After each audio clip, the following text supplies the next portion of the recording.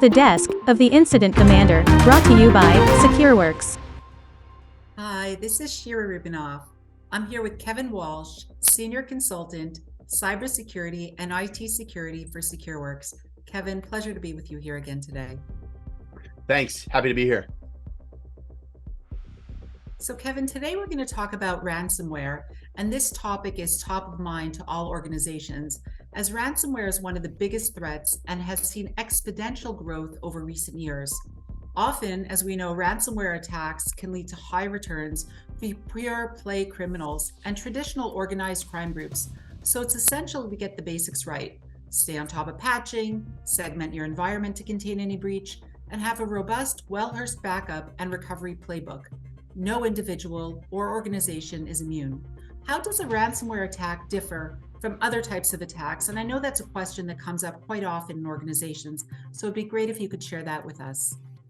Yeah, well, first you have to look at it. There's many different types of attacks. You have unauthorized access, where threat actors gained access to your environment, and you're not really sure why they're there or what's next. You have business email compromise, where the victims can suffer large financial losses. There's data exfiltration, and any of these can be bad for an organization. However, with ransomware, you potentially have all of these in one attack, plus losing access to your data. So this can result in an incredibly stressful situation. And everybody usually thinks about all the things they wish they had done or gotten done to prevent this. And we all know it can be a real hard sell to make people realize what that day would be like when you're hit with ransomware, but it's so important for people to understand what that's really like and encompassing all the things we just talked about. In addition, though, I do have to say, for an incident response team, for us, some ways pre-ransomware is more stressful for us, because when ransomware hits, you as an organization are thinking about all the things that you wish you had done prior, or convince the powers that be to purchase, enable additional security measures or enable them. But pre-ransomware, sometimes it's still tough to get people to understand how close you are to potentially your worst day, and they still don't take those actions that they really wish that they had taken. And there's nothing worse than a pre-ransomware engagement where you're advising to contain a threat actor, but those actions are going to impact a business, and they're like, we can't take all of those actions. And I get it; it's tough. However, when that ransomware hits a day later, it's a horrible feeling. No, certainly. And I think that actually really talks to the point of, in the old security type space, it's how do we be reactive and contain things? And almost when you're talking about the ransomware attacks, you're highlighting the proactive approach of security in ransomware, that organizations really need to be up to snuff before it happens. Yeah, so I think it's so important for some of the proactive things that people need to do. And of course, there's so many different actions you can take. And I'd like to focus on a couple, because people are always looking for that silver bullet, but there really is no silver bullet. But there are a couple of bullets that I would like you to have. And I'll start with multi-factor authentication on all externally facing applications, because we're seeing credentials compromised, brute force, password spraying. So these threat actors are gaining access using these type of attacks. So multi-factor authentication can really assist in limiting that.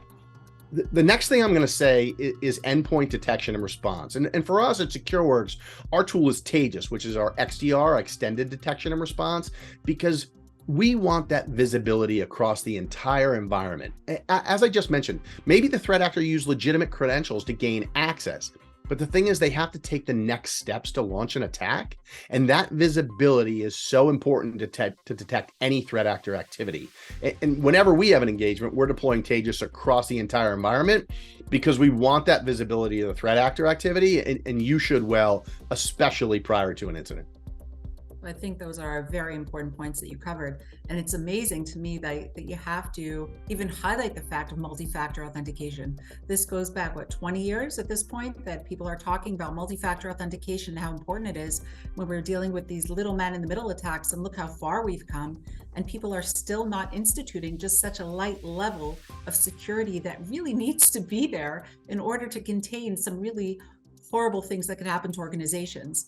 And when we talk about ransomware attacks, often it's wondered, are they targeted? And we know that different organizations would cast a wide net and see where they fall, but also it goes even further. It's not a question of will we be attacked? It's a question of when. Could you talk to that point about organizations being targeted? Yeah, I have to tell you, I get this question all the time. And don't get me wrong, there are some where you're targeted and they're coming after you at all costs. So there are those 100% targeted. But I have to say, mostly it's a target of opportunity. You either have vulnerabilities that are being exploited, or you have a user that clicked on a phishing link. Any way they can gain access to your environment. You have to think of the ransomware families kind of as a crime family. And part of that crime family is the access brokers. So while they're looking to gain access any way they can to all these different environments and see what they can do after that, usually it's that target of opportunity that these access brokers are going off of. So while companies quite often are convinced that they're targeted for a specific reason, whether it be the industry you're in, the type of business you're in, the information you store, it's usually opportunity. We actually had a company that was convinced they were targeted. They had an $8.25 million cyber insurance policy, and it just happened to be the exact amount of the ransomware demand. So it had to be targeted. If they knew they had 8.25 million in cyber insurance, we're coming after you because we know that's where the money is. Turns out it was an employee that clicked on a link on a malicious website. So instead of focusing on would we be a target, or worse, no one cares about us and we don't have any money, so we won't be a target, understand no one is immune. Most are opportunistic. So please don't think you won't be a target or nobody cares about your company. It's all about the money-making opportunities for these threat actors. And if you don't protect your organization, you will become a target and you could be facing a ransom demand yourself from these threat actors. That's very true. And I think also to add to that, I think organizations really need to think about their third-party vendors, and pretty much everybody deals with third-party vendors, and the concept of island hopping. You can be targeted, you could be tightened up completely within your organization, but not thinking about your third-party vendors where the bad actors can infiltrate and then, as they call it, island hopping into your organization to gain access. So really understanding where your data sits, who has access to it, that is certainly part of your whole cyber posture that you need to contain within an organization. And which leads me to the next question, and this is a highly debatable one that really across every organization right now: to pay or not to pay. Do we pay these ransomware attacks? Do we give in to the bad actors? Do we pay and then end up on a list that's being sold, so we'll have to pay again? So what are your thoughts around to pay or not to pay? Well, first I'll talk about paying. It's a business decision, and we understand that. If your data is encrypted, you don't have good backup, you have no access, and your business is shut down, we understand why businesses make those decisions. I think it's a little more important to talk about the reasons not to pay, because we don't want people thinking, hey, we'll just pay and get back and get up and running. So talking about the reasons not to paying, you touched on it. A couple of things. First, you're perpetuating the crime. So if it's lucrative, these threat actors are going to keep doing it. And clearly ransomware has been lucrative, so they're keep doing it. So it is perpetuating the crime. I also want you to remember you're dealing with criminals. So you don't know who they are, and there's no guarantee you'll get a good decryption key. So understand with that decryption key, there's usually problems with it. And what I mean by that is not all files may be decrypted. They may have become corrupted during the encryption process. So we've typically seen 85 to 95% of the files being decrypted. And again, because some are corrupted and things like that. And you don't get to pick and choose which files are going to work and not work. And the next thing I want you to understand is it's an incredibly slow process to decrypt these files. So again, your business is still going to be down. So when we're talking about pay, not to pay, we kind of tie it back into that preparation and understanding what you're signing up for. You also touched on it. You're showing your organization willing to pay. So does that become or make you more of a target? So you have that as well. There is one final point to this that I do really want to bring up, and I think it's very important when considering to pay or not to pay, is you'll have some means to communicate with a threat actor, whether it's an email to contact them or open up a chat in a tour. pause and don't click on that link right away, because if you do, you may start a clock. If there's data exfiltration, they may say, unless you pay within 4 days, we're going to leak some of your data. If you don't pay within 4 days, we're going to increase your ransom demand. So especially with data leak like that, you really need to understand the situation you're in. So kind of understand how many systems are compromised, how many are encrypted. Do you have good, clean backup? So kind of understand a little bit of the scope of your settings or the environment you're in right now after this attack before you click on those links. I think this is so important what you just, and the fact that you highlighted the fact that it's a slow process. You really need to look at the code that you're getting back. Like, think about also, it could be non-decrypted, it could be have different issues, there could be malware installed, there could be all sorts of things that they're doing to you in order to keep getting money and keep extending that ransom. So I think that's a really important point, that it doesn't happen right away. You get it back, there's a lot of work to be done until you're actually up to work immediately. So that was very important. So what are things that organizations can do to best stop, it's called a ransomware attack, maybe not stop it, but put themselves in the best position to avoid it altogether? I'll start with employee training. I know we talk about it all the time, but I call it the inevitability of the click. And you really need to train your employees to question things that don't look right. These threat actors are getting better and better to try and get your employees to kind of let your guard down. And we all really need to stay vigilant. I want your employees to have things pass what I call a hasty search. And to put it in simplest terms, a hasty search, if you're going to get gas late at night and you get out of your car, what's the first thing you do? You kind of look around to see what's out of the ordinary.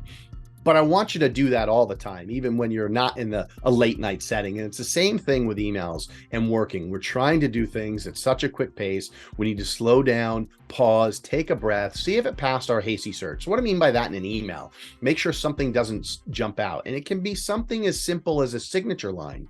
Does the person you're getting from the email from that you email all the time now have something different in their signature line? Do they sign it kindly or regards and they've never used those words before? So just pass your hasty search. The next is vulnerability management. From Secureworks, our instant responses in the third quarter last year, 31% of the initial access vector were vulnerabilities in internet-facing devices. So we talk about targets of opportunity and not making sure you're a target. So make sure everything's up to date. Make sure your patching's up to date. We always talk about patching, and I understand patching isn't as simple as a patch comes out and you apply it. You need to test it to make sure it doesn't break things. But I do want to share an interesting story. When I was with the Secret Service, we arrested a Russian hacker, and he agreed to cooperate. And part of his cooperation was to come brief 30 supervisors, question and answer for a 3-hour period. And it was fascinating. I really could have listened for 3 days. And there were so many things to come out of that. But one thing that stuck out in my mind, and we all know it, but just to hear him say it, was every single day he got up and checked to see what the emergency patches were, because that told him where to look. So while, again, we can't just patch everything that comes out, I do want you to hear that same voice that I heard saying he checks it every day. So you make sure you keep that patching up on the top of your priority list. And the last thing I'll say is early warning. We touched on it. Secureworks for us, it's our Taegis, our extended detection response. Early warning is so crucial. The medium dwell time from initial access from ransomware deployment, kind of the flash to bang, was down to 4.5 days. So, and you have to remember, for a threat actor to gain access to your environment, they have enough privilege to launch some attacks. So you really need to make sure that you have that visibility, because remember, threat actors may have used compromised credentials, as we said. So until they take that action, they may not be detected. So it's why so important, like an XDR tool such as Taegis, is important to have that visibility across your entire environment.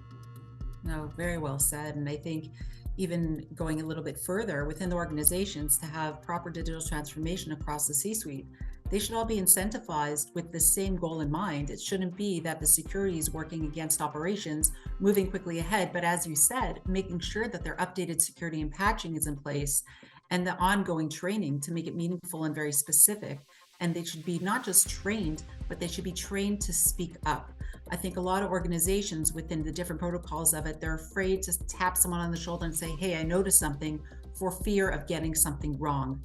So I think that organizations should incentivize their users and their employees to be able to have that 360 dialogue, because that's important within the organization to run smoother. So everything you said, I think, is so critical. And here's an interesting question for you. Have you ever seen threat actors make a mistake? Yeah, we have. There's a couple of, I don't want to say funny stories, but good happy ending kind of things. We've had a couple. We had two organizations that were affected by ransomware in the same week, and I don't know if the threat actor was lazy or what they were doing, but they used the exact same variant. And one of the companies paid for the ransomware key, and it worked on both. So I call that kind of our 2 for Tuesday. So the threat actor didn't get money from both, which is good. This happened when I was with the Secret Service. You had a company that was affected by ransomware, and the threat actor offered proof of life of their decryption key that they're able to decrypt things. And they said, hey, pick one server and we'll decrypt it for you. So the company gave them a particular server. And what this threat actor didn't realize is that that was actually the server that contained their backup. So the threat actor actually decrypted their backup for them. So while you can't always rely on those, it's actually a great day when things like that happen. That's very interesting. Any last words you'd like to share with our audience around this topic? I think you could go on probably for days around ransomware, but at the end of the day, organizations are looking for what is like a couple business tips or just thoughts that you might have around this that you could leave our audience with.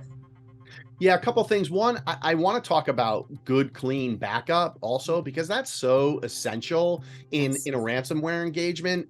And I will say this: there's two points to it. Good, clean backup is a game changer, but I also don't want you to have the first time you test your backup and restoring from backup being an incident. So we talk about planning, being prepared. Make sure that you have tested restoring from backup prior to an incident, because as I said, you don't want that to be the first time. And that can be a lengthy process as well. So again, understand, as we talked about a decryption key, we talked about good, clean backup. You have to understand your business may be down for a period of time with that. In addition to that, it's not as simple as just restoring from backup, because you still need to understand how the threat actor got in, because you can't just restore from backup and you haven't fixed the vulnerabilities, or the threat actor may have established persistent mechanism. You need to understand that as well. So you will still be down with the backup, but it is absolutely crucial. And the last few things, I've talked about it, that early detection. The sooner you know, the more time you have to react. It's that endpoint visibility. It's crucial to that early detection. And also continue to try and have an understanding of the impact of ransomware, from the financial impact, the loss of trust of your customers and your employees, the loss of your data and exfiltration. Realize your business may be shut down for a few weeks. And I say this all the time. I think people wish they had a time machine when they're hit by ransomware to avoid everything I just mentioned. Don't wish for that time machine to be shut down for 2 weeks. At least get that visibility across your environment to have a fighting chance to prevent the worst day from ever happening. Well, Kevin, thank you very much for sharing your knowledge and your ideas with our audience. I certainly enjoyed this conversation, and I look forward to our next episode together. Thank you. As do I. Thanks again.